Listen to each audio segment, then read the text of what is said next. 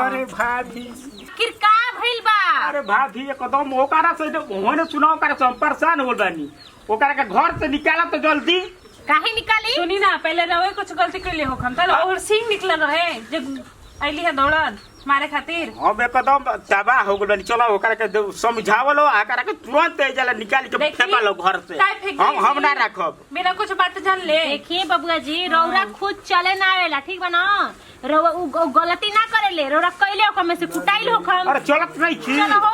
देखो चलो चलो हो। चलो अब बताई का बात बा, ठीक ना? झूठ झूठ मत बोलो। ना ना चलो। आज जेबो ना तू न पीऊ त तहार मार दे, दूर टूर देम, ठूर देम तहार दूर डोडला तहीटा मुझौसा। का हो गइल जी?